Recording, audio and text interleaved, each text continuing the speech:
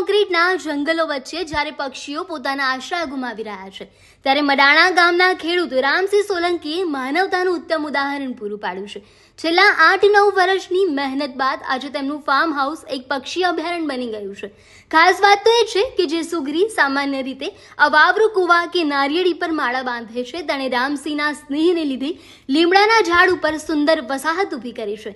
અહીં સવાર પડતાની સાથે જ મોર, કોયલ અને ચકલીઓનો એવો કલરવ ગુંજે છે કે પરિવારને જાગવા માટે કોઈ એલાર્મની જરૂર જ પડતી નથી। પક્ષીઓને પેટ ભરીને ચણ મળે તે માટે લીમડાની ડાળીઓ ઉપર બાજરીના ડુંડાથી માંડીને સિંગદાણા અને રોટલા સુધીની વ્યવસ્થાઓ પણ કરવામાં આવી છે।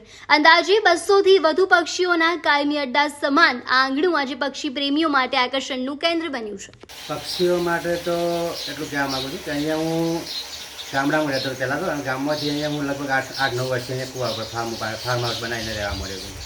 એટલે ફાર્મ હાઉસ બનાવ્યું એટલે મેં અહીંયા ઘર આગળ એક માળો પહેલાં બાંધ્યો મેં કીધું ચકલા અહીંયા આવે તો થોડા પક્ષીઓ આવે તો આપણે થોડું અહીંયા સારું રહે દોણા નાખતા હોય એટલે પક્ષીઓ માટે પણ એક રહેવાનું જોઈએ। એટલે મેં ઘર આગળ 1-2 માળા બાંધ્યા પછી તો અહીંયા પક્ષીઓ આવવા લાગ્યા।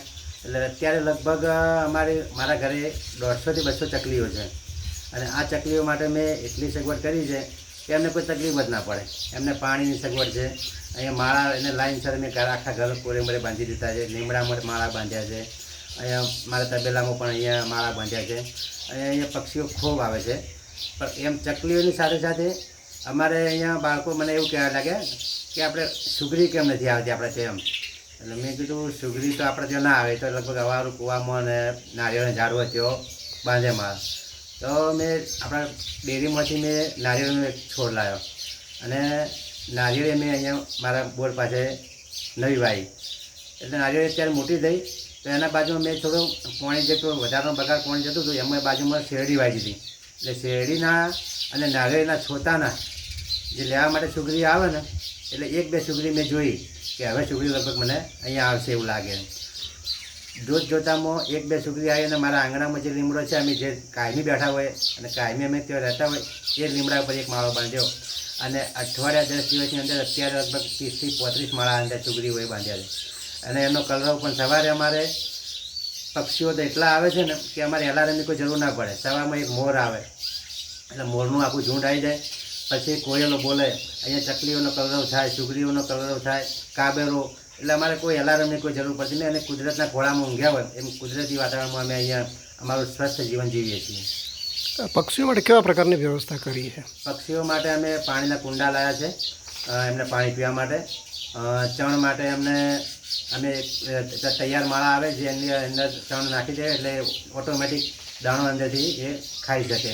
બીજું કે અહીંયા અત્યારે બાજરીની અત્યારે હાલ સિઝન છે એટલે અમે માળાની આજુબાજુ બાજરીના ડુંડા બાંધી દીધા છે, કહાણા જ્યાં કહેવાય ને એક માળા પાસે લીમડા ઉપર બધે બાંધી દીધા છે એટલે એમને ચણવાની કોઈ પેલી રહે ના। બાજુ પાસે જે મોર આવે કે જે મોટા પક્ષી આવે એમના માટે અમે સિંગદાણા અને ચણા અને જુવાર, ઘઉં અને ચોખા એ બધું મિક્સ કરી અંદર થોડો બાજરીનો રોટલો હોય કે ઘઉંનો રોટલો હોય અંદર થોડો મોળી અને તો ચકલીઓને ચણ નાખતા હોય એટલે એ પણ આવી જતા હોય છે।